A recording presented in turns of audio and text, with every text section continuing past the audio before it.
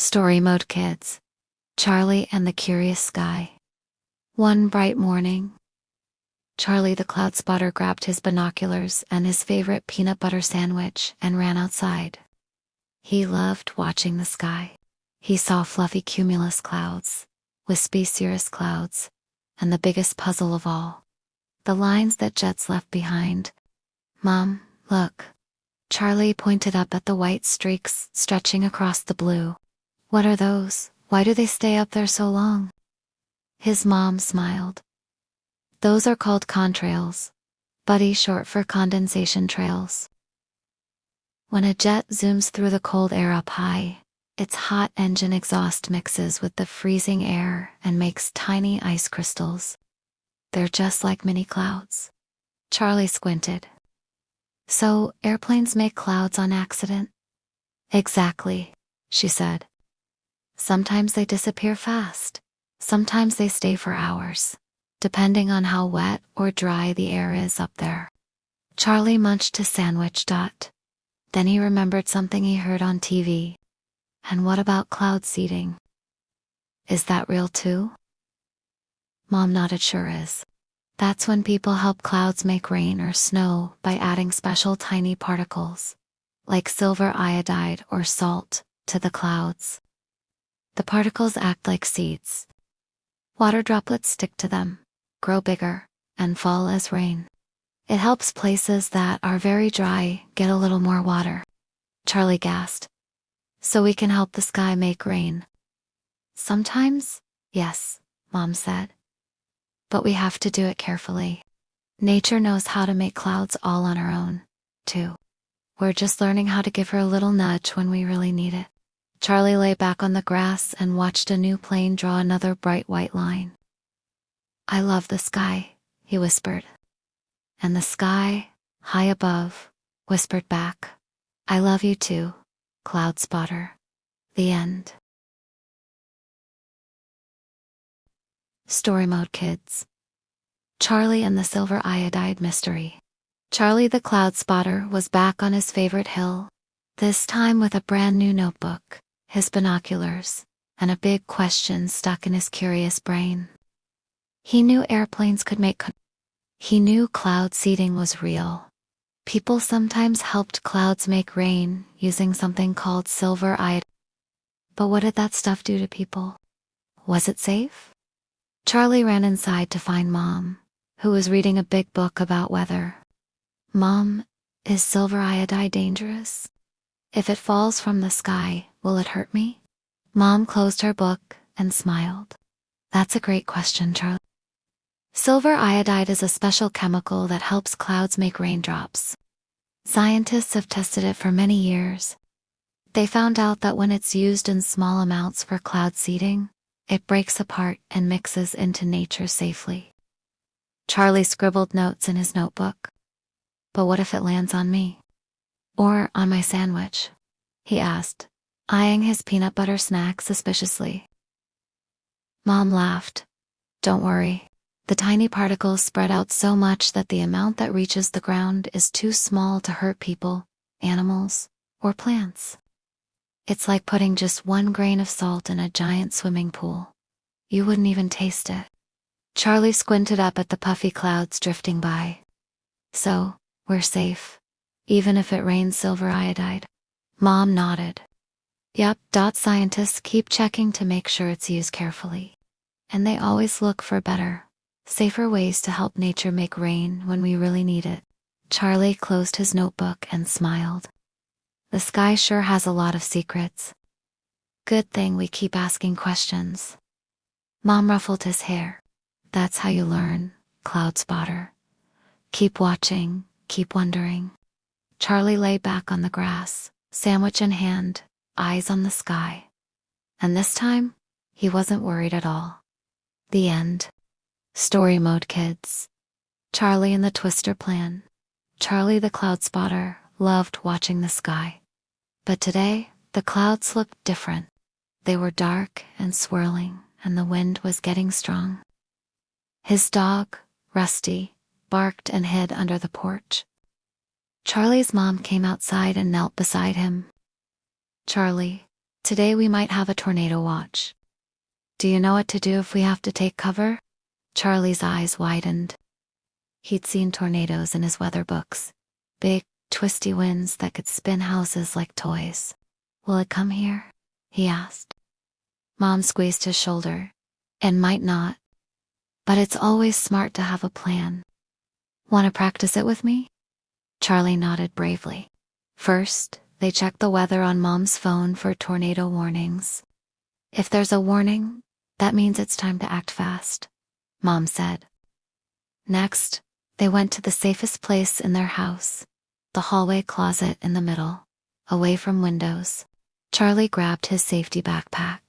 It had a flashlight, snacks, water, and Rusty's leash. Rusty comes with us, Charlie declared, clipping on the leash. Mom smiled. Absolutely. And what do we do if we're outside? Charlie thought hard. We don't stay in the car. We go to a ditch or a low place and cover our heads. Perfect, Mom said. And if we're in a building, we go to the lowest floor and the most inside room. No windows. Charlie beamed. He felt strong. Tornadoes were big and wild, but he had a plan, and plans made him feel safe. Later, the storm clouds passed by without a single twister. Charlie sat on the porch with Rusty, proud of his CloudSpotter plan. The sky above, calm and blue again, seemed to whisper. Be ready. Be safe. Keep looking up. And Charlie did. The end. Charlie, the CloudSpotter, and the secret sky station.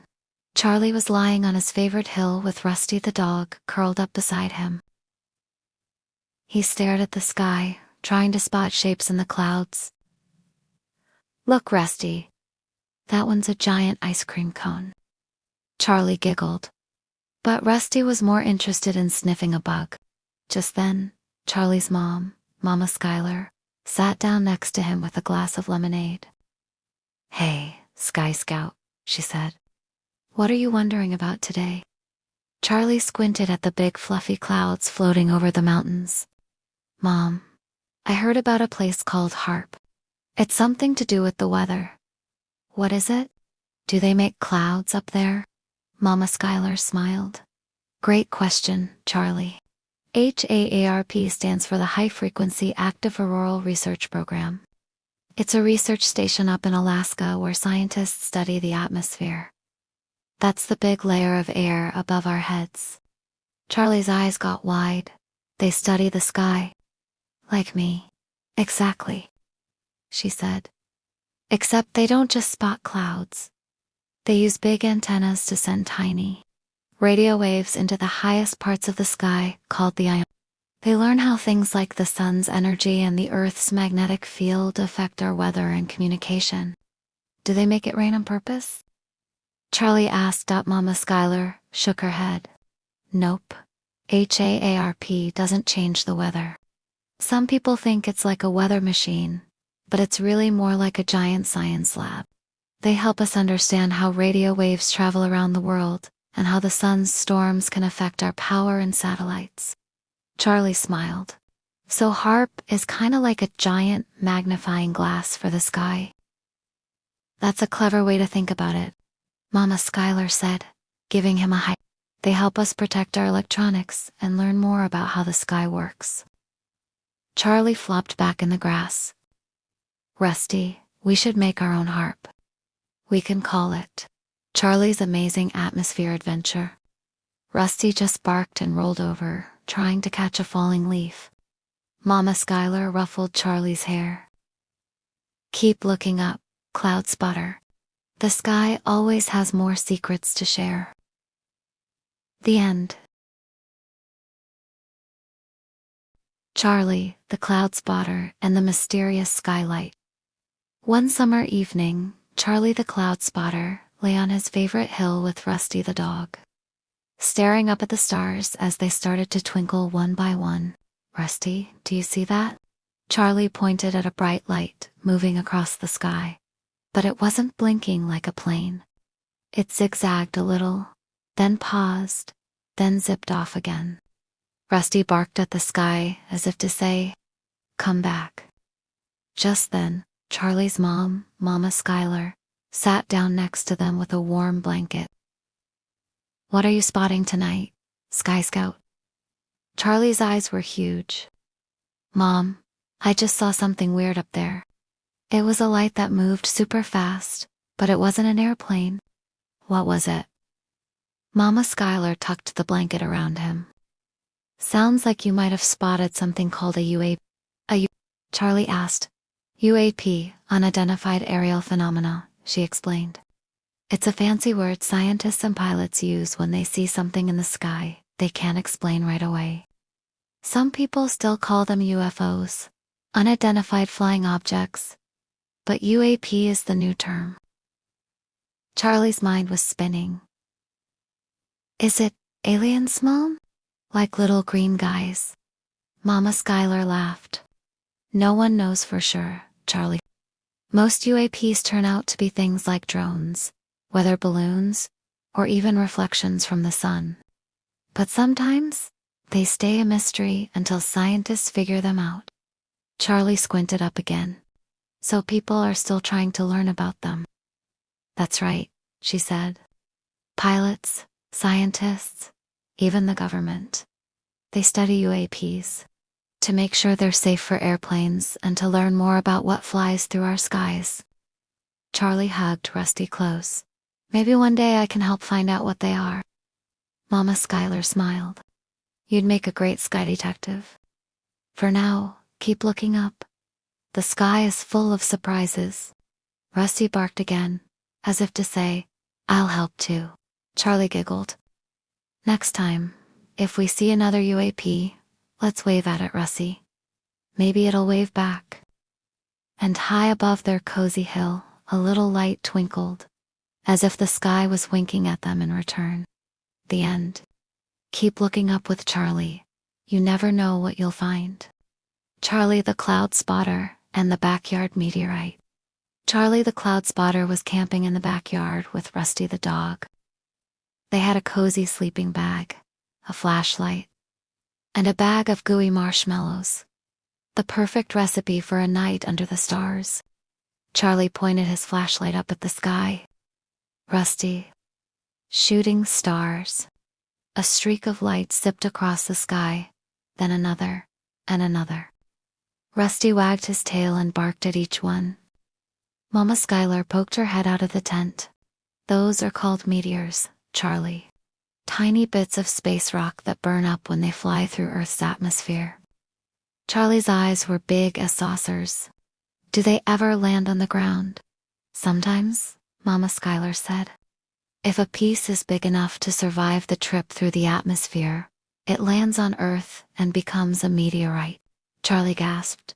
"We could find one." Momma Skylar chuckled. "They're pretty rare, but you never know." The next morning, after the best backyard sleepover ever, Charlie and Rusty were playing near the garden when Rusty started digging like a furry excavator. Rusty. "What did you find?" Charlie knelt down and spotted a dark, shiny rock buried in the dirt. It didn't look like any other rock in their yard. It was heavy, smooth in places, and had tiny little dents all over it. Momma Skylar came over. "What did my Sky Scouts dig up?" Charlie held out the rock. "Could this be a meteorite?" Momma Skylar's eyes twinkled. "Maybe. Meteorites are usually heavier than regular rocks, and they can look burned or pitted from flying through the atmosphere." Charlie ran inside, grabbed a magnet, and held it to the rock. It stuck. Whoa! Meteorites often have iron in them, so a magnet sticking is a good sign, Momma Skylar said. "You've got yourself a space rock, Sky Scout." Charlie beamed. "Rusty, we're meteorite hunters now." Rusty barked proudly and dropped a slobbery tennis ball at Charlie's feet. Apparently, backyard treasures came in all shapes and sizes. Charlie placed the special rock on his windowsill so he could see it every night while spotting stars. "Mom, Every time I look at it, I'll remember that the universe is closer than I thought. Momma Skylar kissed his forehead. That's right, Charlie Dot. And with eyes like yours, the sky will never stop sharing its secrets. The end. Keep looking up. Your next big adventure might be falling from the stars. Charlie, the CloudSpotter and the lucid dreams. Charlie the CloudSpotter lay tucked under his cozy blanket, Rusty curled up at his feet.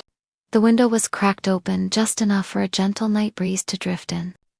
Moonlight painted the walls with soft silver shapes, like little clouds dancing in his room. Momma Skylar peeked in. "Good night, Sky Scout," she whispered, brushing Charlie's hair back. "Mom," Charlie asked sleepily. "Sometimes I wish I could fly up there. Really fly, not just watch." Momma Skylar smiled. "Did you know there's a way you can? In your dreams?" Charlie sat up wide-eyed. "Really? How?" Momma Skylar pulled his blanket snug. "It's called lucid dreaming. It's when you're dreaming, but you know you're dreaming. And sometimes, you can even choose what to do." Charlie's eyes sparkled like the stars outside. "So I could dream about flying through the clouds with Rusty." Rusty perked up at his name, then flopped back down, wagging his tail in a sleepy rhythm. "That's right," Momma Skylar said. "If you practice, you might just become a dream pilot. Tonight, before you drift off, imagine yourself floating above your favorite hill. Feel the wind under your arms, like wings." Charlie squeezed his eyes shut tight, picturing puffy white clouds, soft as marshmallows, and himself gliding through them with Rusty wearing tiny goggles. Momma Skylar whispered, "And if you notice you're dreaming, just say to yourself, 'I'm dreaming now.' Then you can fly as far as you like." Charlie yawned. "Do you think I'll see you up there?" Momma Skylar kissed his forehead. "Maybe. And if you do, wave at me before you soar past the stars." As Charlie drifted off, he felt lighter than ever. In his dream, he and Rusty leapt off their favorite hill, and this time, they didn't come back down.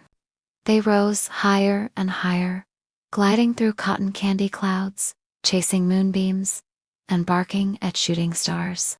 Up there, the whole sky belonged to them. The end. Keep looking up. Even your dreams have clouds waiting to carry you away. Charlie's lucid dream bedtime affirmation. Tonight, I rest my eyes and calm my mind. The clouds above are soft and kind. I know I'm dreaming, free to fly. Rusty and I will touch the sky. In my dreams, I am brave and light. I float on clouds all through the night. Sleep well, Sky Scout. The clouds are waiting for you.